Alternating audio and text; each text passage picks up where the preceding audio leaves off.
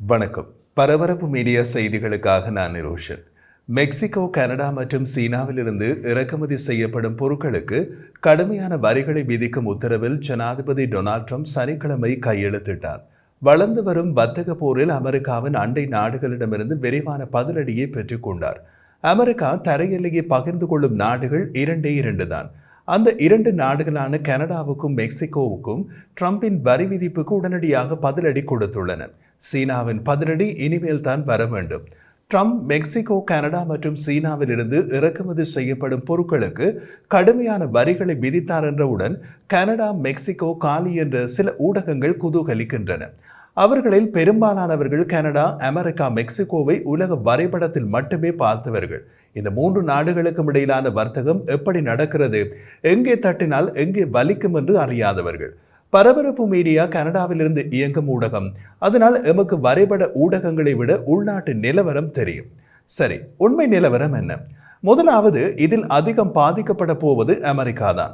Mexico, Canada மற்றும் சீன பொருளாதார போரில் ஒரே ஒரு எதிரியை எதிர்கொள்ளப் போகின்றன. அமெரிக்கா 3 எதிரிகளை எதிர்கொள்ளப் போகிறது. இரண்டாவது, கனடா, மெக்சிகோ மற்றும் சீன பொருட்களுக்கு ட்ரம்ப் வரி விதித்தால் அந்த வரியை செலுத்தப் போவது யார்?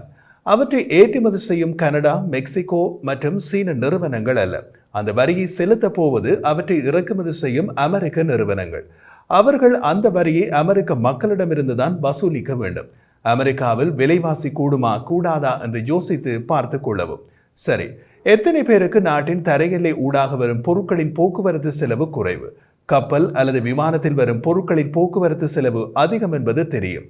அமெரிக்காவில் தரையெல்லையில் உள்ள இரண்டு நாடுகளும் கனடாவும் மெக்சிகோவும் தான். அமெரிக்கர்களை பாதுகாக்க இந்த வரிகள் அவசியம் என்று ட்ரம்ப் சமூக ஊடகங்களில் பதிவிட்டுள்ளார்.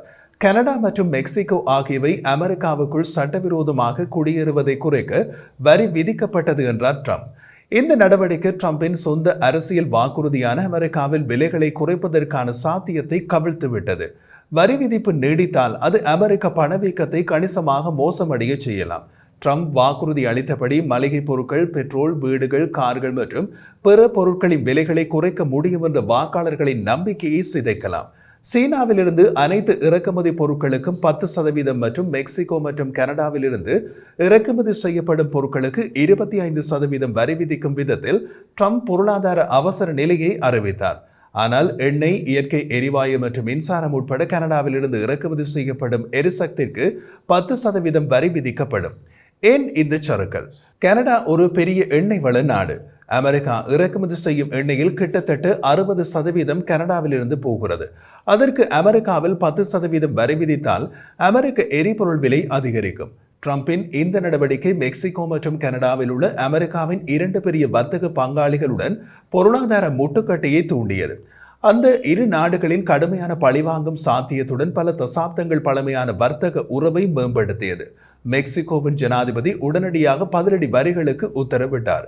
மேலும் கனடாவின் பிரதமர் அமெரிக்க இறக்குமதிகளில் $155 பில்லியன் வரை பொருந்தக்கூடிய 25% வரிகளை கனடா போடுவதாக கூறினார்.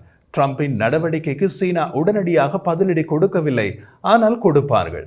மும்முனை தாக்குதல். கனடிய பிரதமர் ஜஸ்டின் ட்ரூடோ சனிக்கிழமை $30 பில்லியன் மதிப்புள்ள அமெரிக்க மதுபானம் மற்றும் பழங்கள் வர்த்தகத்தில் கனேடிய கடமைகள் செவ்வாய்க்கிழமை அமெரிக்க கட்டணங்கள் அமலுக்கு வரும் என்று கூறினார். அமெரிக்க நுகர்வோரை இலக்காக கொண்ட செய்தியுடன் கனேடியர்களுக்கு அவர் பேசினார். இது அமெரிக்க மக்களாகிய உங்களுக்கு உண்மையான விளைவுகளை ஏற்படுத்தும்.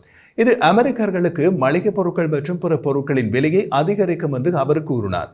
ட்ரூடோ தங்களின் அண்டை நாடு மற்றும் நீண்டகால கூட்டாளியால் காட்டிக் கொடுக்கப்பட்டதாக உணரும் பல கனேடியர்களின் கருத்துக்களை வெளியிட்டார். கனடிய துருப்புக்கள் ஆப்கானிஸ்தானில் அவர்களுடன் இணைந்து போரிட்டதை அமெரிக்கர்களுக்கு நினைவூட்டி கலிபோர்னியாவில் ஏற்பட்ட காட்டுத்தீயிலிருந்து கேத்ரினா சூறாவளி வரையிலான எண்ணற்ற நெருக்கடிகளுக்கு கொடுத்த உதவிகள் பற்றி கூறினார். வெள்ளை மாளிகையால் இன்று எடுக்கப்பட்ட நடவடிக்கைகள் எங்களை ஒன்றிணைப்பதற்கு பதிலாக எங்களை பிரித்து விட்டன. இது பலருக்கு இருண்ட காலத்தை கொண்டு வரக்கூடும் என்று பிரெஞ்சு மொழியில் எச்சரித்தார் ட்ரூடோ. அமெரிக்க பொருட்களை விட கனடிய தயாரிப்புகள் மற்றும் சேவைகளை தேர்வு செய்ய கனடியர்களை ஊக்குவித்தார். இன்றுள்ள நிலையில் கனடாவில் அமெரிக்க தயாரிப்பு பொருட்களை பகிஷ்கரியுங்கள் என்ற கோஷமே பிரதானமாக உள்ளது.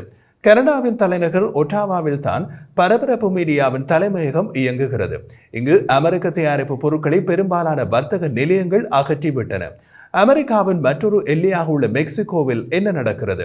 மெக்சிகோவின் நலன்களை பாதுகாப்பதற்கான பதிலடி வரிகள் மற்றும் பிற நடவடிக்கைகளை உள்ளடக்கிய பதிலடியை செயற்படுத்துமாறு தனது பொருளாதார செயலாளருக்கு அறிவுறுத்தியதாக மெக்சிகோ ஜனாதிபதி கிளாடியா ஷீன்பாம் கூறினார். அமெரிக்காவின் நியூயோர்க்கின் செனட் ஜனநாயக கட்சி தலைவர் சாக் ஷூமர், மளிகை பொருட்களின் விலைகளை பற்றி நீங்கள் கவலைப்படுகிறீர்கள். ட்ரம்ப் தனது கட்டணங்களால் விலைகளை உயர்த்துகிறார். தக்காளி விலை பற்றி நீங்கள் கவலைப்படுகிறீர்கள். ட்ரம்பின் மெக்சிகோ கட்டணங்கள் உங்களது தக்காளி விலையை உயர்த்தும் வரை காத்திருங்கள். கார் விலையை பற்றி நீங்கள் கவலைப்படுகிறீர்கள். ட்ரம்பின் கனடா கட்டணங்கள் உங்கள் கார் விலைகளை உயர்த்தும் வரை காத்திருங்கள் என்று சமூக வலைதளங்களில் பதிவிட்டுள்ளார். உங்களில் சிலர் பார்க்கும் தமிழ் உலக வரைபட ஊடகங்கள் இதையெல்லாம் சொன்னார்களா?